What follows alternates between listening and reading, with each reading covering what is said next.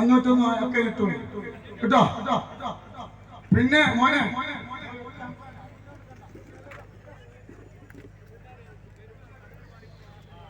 ഞാൻ കാണില്ലേ കേട്ടോ, ഒന്നുമല്ല ചെല്ലാൻ കേട്ടോ.